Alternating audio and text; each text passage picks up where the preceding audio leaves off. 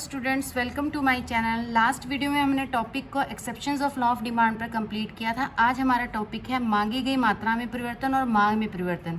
मांगी गई मात्रा चेंज इन क्वांटिटी डिमांडेड के टू पार्ट्स होते हैं, एक्सटेंशन इन डिमांड यानी कि मांग का विस्तार, कंट्रैक्शन इन डिमांड यानी मांग का संकुचन। इसी तरह से चेंज इन डिमांड के भी टू पार्ट्स होते हैं, इंक्रीज इन डिमांड यानी कि मांग में वृद्धि, डिक्रीज इन डिमांड मांग में कमी। इसे हम डिटेल से करेंगे। हम मांग का विस्तार कैसे होता है, देखिए प्राइस और यहाँ पे है आपके पास क्वांटिटी, यहाँ भी प्राइस और यहाँ भी क्वांटिटी, यहाँ भी आपके पास इन वृद्धि में भी जो है क्या है प्राइस और प्राइस और यहाँ भी क्वांटिटी और यहाँ भी प्राइस और यहाँ भी क्वांटिटी। ये देखिए मांग का विस्तार कब होगा, जब मैंने आपको जो लॉ ऑफ डिमांड कराया है उसमें आपने एक चीज़ लेके चले थे हम, other things being equal, other things being equal यानी कि यहाँ पर अन्य बातों में कोई चेंज नहीं होगा, यानी कि चेंज किस में होगा, प्राइस में चेंज होगा। तो विस्तार और संकुचन में क्या होता है, कीमत में बदलाव होता है और अन्य बातें समान रहती हैं, जबकि यहाँ पर कीमत क्या रहेगी आपकी, कीमत में नो चेंज आएगा। कीमत क्या रहेगी आपकी, नो चेंज, और चेंज किस में आएगा, अन्य बातों में। ये देखिए मैं आपको डिटेल से कराती हूँ। ये देखिए प्राइस आपकी, मान ली विस्तार करना है आपने, तो पहले जो है क्या है आपकी प्राइस ज़्यादा है तो डिमांड आपकी कितनी है, कम है। अब प्राइस जो है आपकी क्या हो जाती है, कम हो जाती है तो डिमांड आपकी बढ़ जाती है। देखिए विस्तार हो गया डिमांड का, एक्सटेंशन हो गया, तो इसे बोलेंगे जब हमारा क्वांटिटी इंक्रीज हो जाती है तो वो होता है मांग का विस्तार। यानी कि other things being equal, if price decrease then demand will increase, यानी कि अन्य बातें समान रहने पर जब कीमत के कम होने पर मांग में वृद्धि होती है, मांग बढ़ती है तो उसे मांग का विस्तार कहते हैं। इसी तरह से मांग के संकुचन में क्या होगा, उल्टा हो जाएगा। कीमत जो है क्या है आपकी कम है और डिमांड कितनी है आपकी ज़्यादा, कीमत बढ़ जाएगी और डिमांड क्या हो जाएगी, कम, यानी कि यहाँ पे क्वांटिटी क्या हो जाएगी, डिक्रीज। तो अन्य बातें समान रहने पर जब कीमत के बढ़ने पर मांग कम हो जाती है तो उसे बोलते हैं मांग का संकुचन। अब आइए इंक्रीज इन डिमांड, मैंने आपको बताया था कि यहाँ पर प्राइस में कोई चेंज नहीं आएगा, यानी कि कीमत के समान रहने पर कीमत वही रहेगी और जो क्वांटिटी में क्या हो जाएगा, इंक्रीज हो जाएगा। एक से क्या होगी, 5 होगी, तो क्वांटिटी इंक्रीज हो जाती है तो उसे बोलते हैं इंक्रीज इन डिमांड। और डिक्रीज इन डिमांड में उल्टा हो जाएगा कि कीमत के समान रहने पर, कीमत आपकी समान रहेगी परंतु मांग बढ़कर जो है, मांग कम होकर जो है क्या हो जाएगी आपकी 5 से 1 हो जाएगी, इसे बोलेंगे डिक्रीज इन डिमांड। तो अन्य बातें समान रहने पर जब प्राइस के कम होने पर क्वांटिटी इंक्रीज होती है तो उसे बोलते हैं एक्सटेंशन इन डिमांड, यानी कि मांग का विस्तार। मांग के संकुचन में डायग्राम ऑलमोस्ट सेम रहेगा, लेकिन सिर्फ एक एरोज जो है वो आपके डायग्राम को पूरी तरह से चेंज कर देते हैं। यहाँ पे क्या करना है आपने, प्राइस में जो है इंक्रीज दिखाना है, यानी कि प्राइस 1 से क्या हो जाती है 5, डायग्राम में एरो ऊपर की तरफ चला जाता है, और क्वांटिटी जो है डिक्रीज होकर क्या हो जाती है 5 से 1, यानी कि प्राइस के बढ़ने पर क्वांटिटी क्या होगी आपकी डिक्रीज, तो इसे बोलते हैं हम contraction in demand. Contraction in demand में जो है आपकी क्या हो रही है, क्वांटिटी क्या हो रही है, डिक्रीज हो रही है, और यहाँ पे क्वांटिटी क्या हो रही है, इंक्रीज हो रही है, यानी कि ये एक्सटेंशन इन डिमांड और ये कॉन्ट्रैक्शन इन डिमांड। उसके बाद increase in price and decrease in price, मैंने आपको बताया था कि यहाँ पे प्राइस जो है क्या रहेगी, सेम, यानी कि अगर आपकी 5 प्राइस है तो ये 5 ही रहेगी, और सिर्फ किस में चेंज आएगा, यहाँ पे अदर थिंग्स में चेंज आएगा। अदर थिंग्स में चेंज होने से जो है क्या हो जाएगी आपकी डिमांड जो है बढ़कर डी से D1 हो जाएगी, और क्वांटिटी जो है देखिए बढ़कर जो है क्या होगी, Q से Q1 होगी। इसे बोलेंगे हम इंक्रीज इन डिमांड, यानी कि कीमत के समान रहने पर जब जो है अन्य बातों में परिवर्तन होता है, अदर थिंग्स में चेंज होता है, तो क्या हो जाती है आपकी प्राइस जो है, डिमांड जो है क्या हो जाती है, इंक्रीज हो जाती है।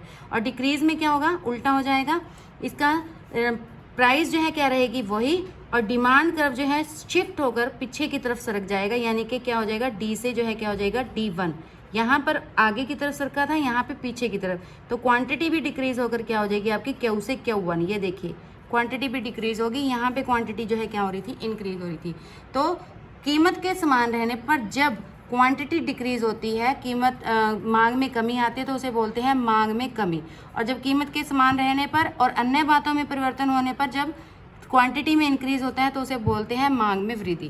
तो ये आपको टॉपिक यहाँ पे क्लियर हो गया होगा, कर लो।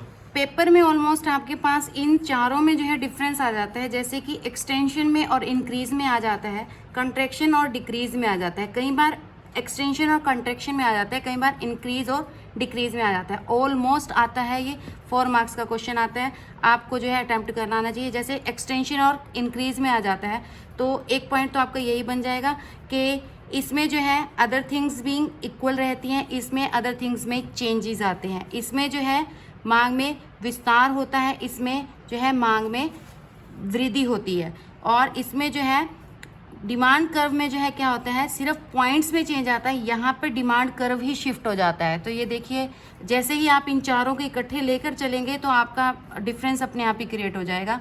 तो यहाँ ये टॉपिक आपका क्लियर हो जाता है। हाँ जी, नेक्स्ट है हमारे पास graphical explanation of shifting of demand curve. Demand curve का शिफ्ट का मैंने आपको लास्ट टॉपिक में बताया है कि शिफ्ट जो है कैसे होता है। ये देखिए डिमांड कर्व ऐसे शिफ्ट होता है, या तो आगे शिफ्ट हो जाएगा या फिर पीछे शिफ्ट हो जाएगा। तो यानी कि आपने यहाँ पे इंक्रीज इन डिमांड और डिक्रीज इन डिमांड ही करना है। यहाँ पर आपकी प्राइस क्या रहती है, सेम रहती है, चेंजेस किस में आते हैं, अदर थिंग्स में आते हैं।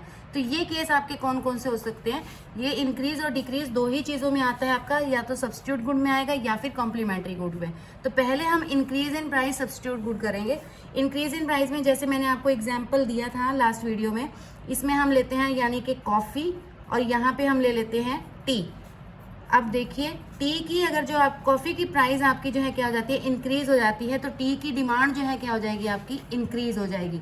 यहाँ पर अदर थिंग्स में चेंज आया है, अदर थिंग्स में मतलब कॉफ़ी में चेंज आया है, टी में चेंज नहीं आया। टी कॉफ़ी में चेंज आने से टी में चेंज आया, तो अदर थिंग्स में चेंज आने से यानी कि सब्स्टिट्यूट गुड के एक की प्राइस में चेंज आने से दूसरे की डिमांड में जब चेंज आता है, यानी कि कॉफ़ी की प्राइस जो है क्या होगी आपकी, टी की तो प्राइस आपकी सेम रही है ना, तो टी की प्राइस आपकी सेम है, लेकिन टी की डिमांड जो है क्या होगी आपकी, बढ़ गई है, बढ़कर जो है क्या होगी है, क्या डी से D1 हो गई है, यानी कि क्यू से Q1 हो गई है। तो हम इसे बोलेंगे increase in price of substitute good, increase in price of substitute good, then increase in demand of other good. Clear. उसके बाद नेक्स्ट आते हैं decrease in price of substitute, इसका उल्टा हो जाएगा।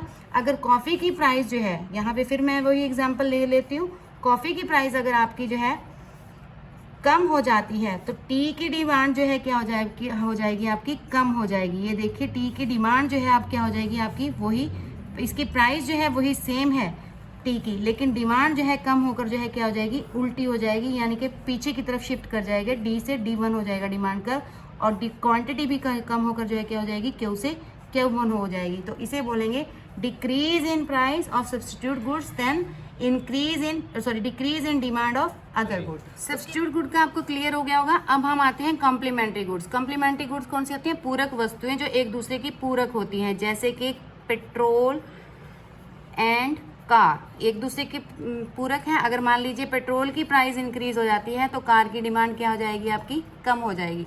तो इसे एग्जांपल से क्लियर करते हैं। Increase in price of complementary goods, यानी कि वही आप पेट्रोल का एग्जांपल ले सकते हैं और यहाँ पे कार का। Increase in price of petrol दिखा दीजिए तो कार की डिमांड जो है आपकी क्या हो जाएगी, कम हो जाएगी।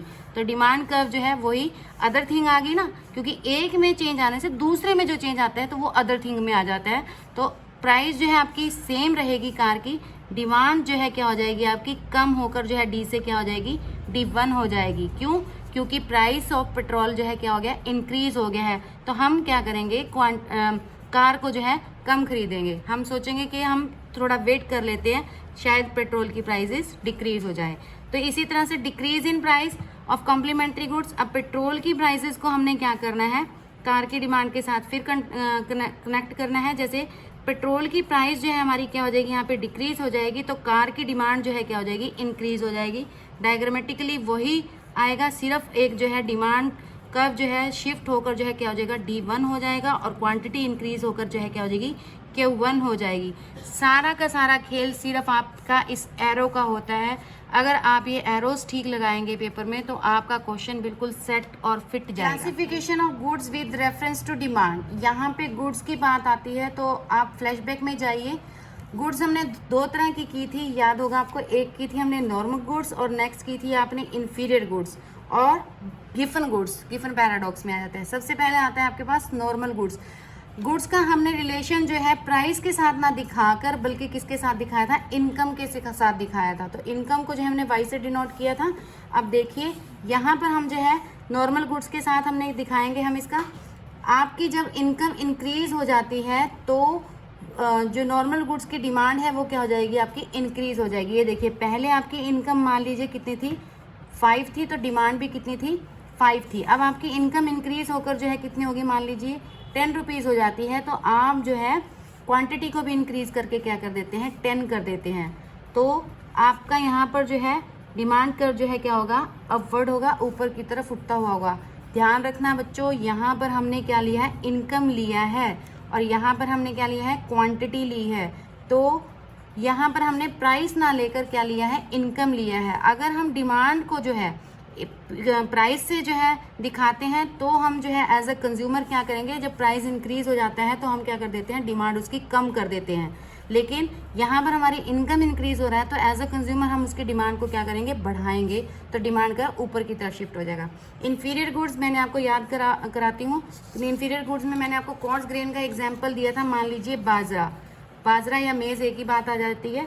आप ये देखिए, अब यहाँ पर क्या होगा, आपकी जब आपकी इनकम इंक्रीज हो जाता है तो आप क्या करते हैं, इन गुड्स की, इन्फीरियर गुड्स की जो डिमांड है वो क्या कर देते हैं, कम कर देते हैं। सेम ही डायग्राम रहेगा, सिर्फ एरोज का फर्क आ जाएगा। पहले इनकम 10 था, तो आपने इनकम को अब क्या कर दिया, 5 कर दिया, यानी कि इनकम कम हुई तो आपने क्वांटिटी को भी क्या कर दिया, डिक्रीज कर दिया। डायग्राम बिल्कुल सेम है, लेकिन आपका जो है क्वांटिटी जो है डिक्रीज होकर जो है क्या हो गई है, पीछे की तरफ हमने शिफ्ट कर दिया है, सिर्फ एरोज का फर्क है। गिफन क्लासिफिकेशन में हमने नॉर्मल गुड्स कर लिया, इन्फीरियर गुड्स कर लिया। अब हमारी आते हैं गिफन गुड्स। गिफन गुड्स का हम प्राइस के साथ जो है, याद कीजिए, प्राइस के साथ हमारा कैसा रिलेशन रहता है, पॉजिटिव, और इनकम के साथ कैसा रहता है, नेगेटिव। तो वही आ जाएगा आपका, जब प्राइस इंक्रीज होकर जो है क्या हो जाती है, आपकी P से P1 हो जाती है, तो डिमांड भी उन चीज़ों की बढ़कर जो है क्या हो जाती है, Q से Q1 हो जाती है। इसमें आर्टिकल ऑफ डिस्टिंक्शन को आप याद कर सकते हैं, जिसमें मैंने बताया था प्रतिष्ठा सूचक वस्तुएं, जिसमें क्या होते हैं, प्राइस उनकी जितनी ज़्यादा इंक्रीज होती है, हम उतनी ही ज़्यादा उन वस्तुओं को खरीदते हैं।